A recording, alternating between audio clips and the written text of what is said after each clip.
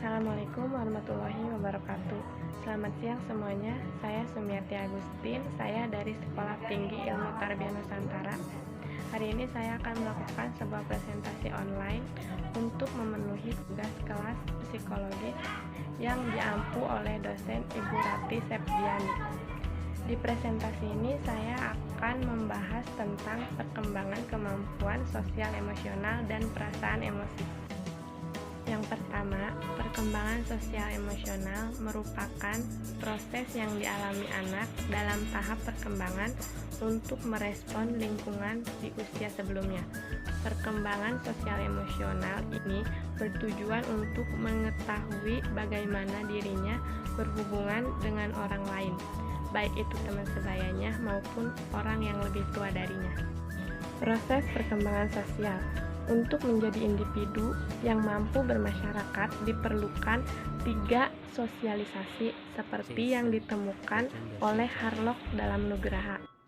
Sebagai berikut, yang pertama, belajar untuk bertingkah laku dengan cara yang dapat diterima oleh masyarakat.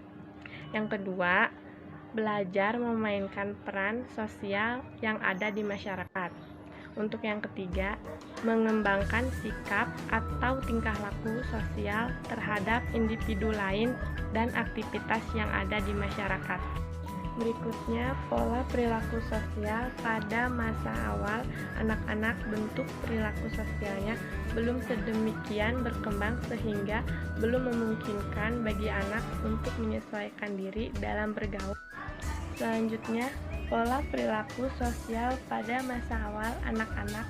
Bentuk perilaku sosialnya belum sedemikian berkembang sehingga belum memungkinkan bagi anak untuk menyesuaikan dirinya dalam bergaul dengan teman-temannya.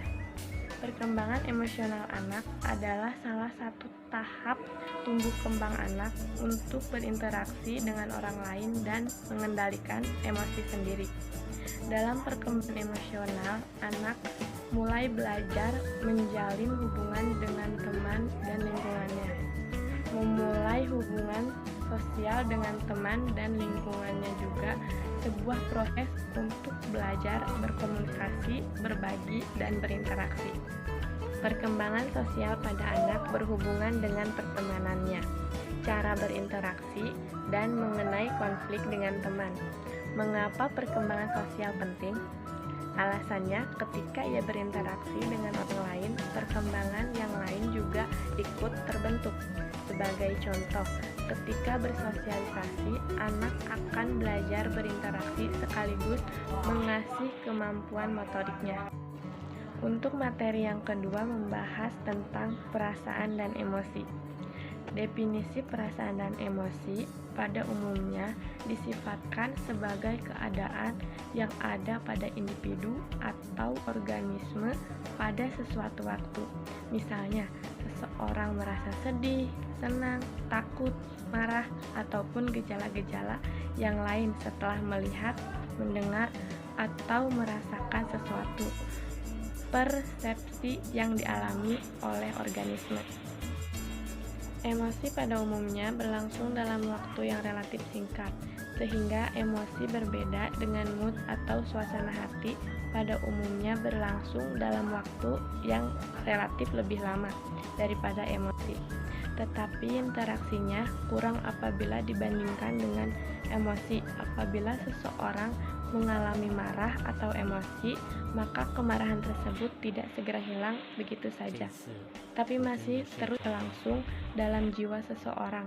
Ini yang dimaksud dengan mood yang akan berperan dalam diri orang yang bersangkutan. Namun demikian ini juga perlu dibedakan dengan temperament. Temperament adalah keadaan psikis seseorang yang lebih permanen. Temperamen adalah keadaan psikis seseorang yang lebih permanen daripada mood. Karena itu, temperamen lebih merupakan predisposisi yang ada pada diri seseorang. Dan karena itu, temperamen lebih merupakan aspek kepribadian seseorang apabila dibandingkan dengan mood.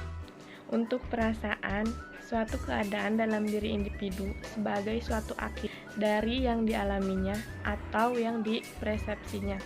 ada beberapa sifat tertentu yang ada padanya, yaitu yang pertama, pada umumnya perasaan berkaitan dengan persepsi dan merupakan reaksi terhadap stimulasi yang mengenainya. Yang kedua, perasaan bersifat subjektif, lebih subjektif apabila dibandingkan dengan peristiwa psikis yang lain. Yang ketiga, perasaan dialami oleh individu sebagai perasaan senang atau tidak senang sekalipun tingkatnya dapat berbeda-beda. Jenis perasaan. Ada 3 golongan perasaan, yaitu yang pertama, perasaan present. Perasaan yang timbul dalam keadaan yang sekarang nyata dihadapi, yaitu berhubungan dengan situasi. Misalnya, orang merasa sedih karena teringat waktu masih dalam keadaan jahit. Berikut beberapa cara mengendalikan emosi diri yang mungkin Anda butuhkan. Yang pertama, berhitung. Cara menahan emosi yang pertama adalah dengan cara berhitung. Yang kedua, tarik napas yang dalam dan lambat. Yang ketiga, berolahraga. Yang keempat, lakukan relaksasi otot. Yang kelima, cara kata atau frasa yang menyenangkan. Yang keenam, dengarkan musik. Yang ketujuh, coba sesuatu yang berbeda. Teori-teori emosi. Yang pertama, teori yang berpijak pada hubungan emosi dengan gejala kejasmanian. Yang kedua, teori yang hanya mencoba mengklasifikasikan dan mendeskripsikan pengalaman emosional. Yang ketiga, emosi dalam kaitan dengan perilaku. Dalam hal ini adalah bagaimana hubungannya dengan motivasi.